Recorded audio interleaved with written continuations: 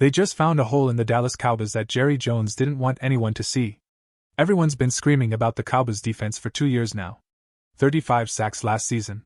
One of the worst defensive units in modern football.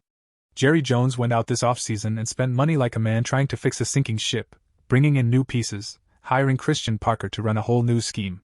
And fans bought it. Fans believed defense was the problem, defense was the fix, and once that side of the ball got sorted out, the Cowboys would finally be back. But here's what nobody's talking about. While everyone was watching the defense get rebuilt, the offense, the one thing this team could always count on, has quietly been falling apart in front of us.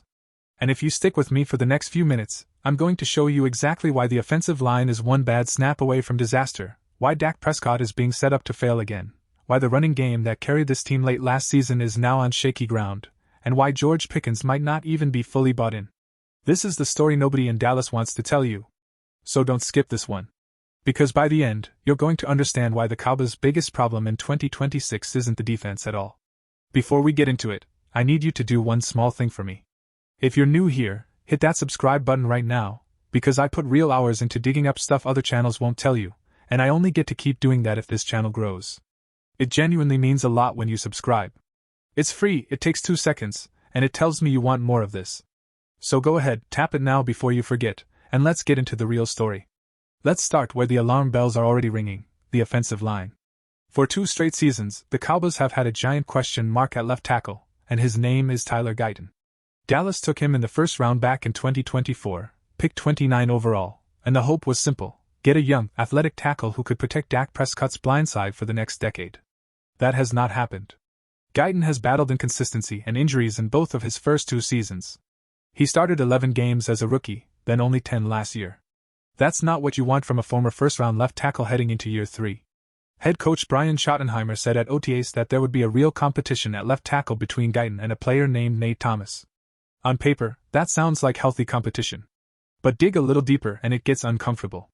After minicamp wrapped up, reports came out that Guyton had actually been taking all of the first-team reps at left tackle, which tells you the coaching staff might already be leaning toward running it back with a guy who has struggled with both health and consistency for 2 years running. Blogging the boys. And here's why this matters so much. If Guyton can't lock down that job, or worse, if he gets hurt again, the Cowboys' emergency plan is to move their all-pro left guard, Tyler Smith, out to left tackle. Now think about what that actually does. You're not just weakening one position, you're weakening 2. You'd be taking one of the best guards in the entire NFL and pulling him away from where he's dominant, all just to plug a hole somewhere else. That's not a fix. That's a band-aid on a wound that keeps reopening. And if you think that's the only issue up front, it gets worse. Dallas just got hit with a gut punch nobody saw coming. Offensive lineman Matt Hennessy suffered a season-ending neck injury this offseason. That's a significant loss, because it forces the Cowboys to completely reshape their offensive line depth heading into training camp. When you're already unsettled at left tackle, and then you lose depth pieces to injury before the season has even started, you start to see a pattern. This offensive line isn't one bad break away from trouble. It's already dealing with the trouble. Now let's zoom out and talk about why an offensive line problem is actually the single scariest issue a team like Dallas can have. Everybody loves talking about flashy skill position players, the receivers, the running backs, the highlight reel plays. But none of that matters if the guys up front can't hold their ground for 3 seconds. Dak Prescott is 33 years old. He's had major injuries in recent years. Every single season, his health is treated like it's hanging by a thread, and Cowboys fans hold their breath every time he drops back to pass. If this offensive line can't protect him, none of the other pieces matter. Not CeeDee Lamb. Not George Pickens. None of it. Speaking of Prescott, let's talk about him for a second, because this is where the story gets even more layered. Dak has already said the minimum expectation for this team in 2026 is getting back to the playoffs, after missing out the last 2 years. That's a low bar for a team with this much talent, but it tells you something important. Even the players inside that building know something has been broken. And it's not just been the defense. When your franchise quarterback is basically saying, "We just need to make the playoffs," instead of talking about a Super Bowl run, that's a red flag about the whole operation, offense included. Now here's a stat that should genuinely worry you if you're a Cowboys fan. Last season, the Cowboys threw the ball on 52.2% of neutral situation downs, which put them right in the middle of the league at 16th place. That number is going to change in 2026, and not necessarily in a good way. Why? Because the Cowboys were forced to throw the ball 43.6 times a game last year specifically because their defense was one of the worst units in modern NFL history. They were constantly playing from behind. Constantly needing to air it out just to keep up. Now, with a rebuilt defense supposedly fixing some of that, the offense is expected to throttle back the passing volume and lean more on the run. Sounds good in theory. But that only works if the running game is actually reliable. And that's where things get shaky too. Let's talk about Javonte Williams. Because his 2025 season is a story of two completely different halves, and it should make you nervous about what's coming.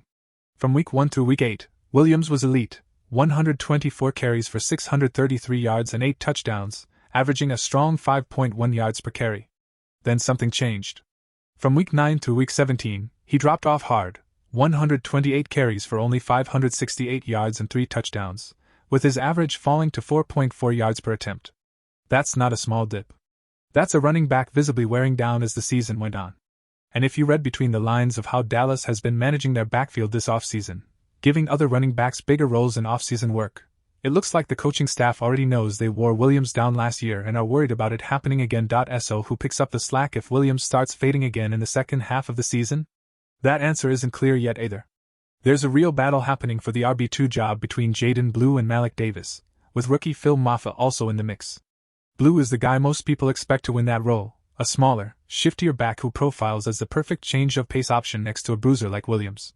But he's small, 5'9", under 200 pounds, and there are real questions about whether he could handle a bigger workload if Williams goes down or slows again. This isn't a settled, trustworthy running back room.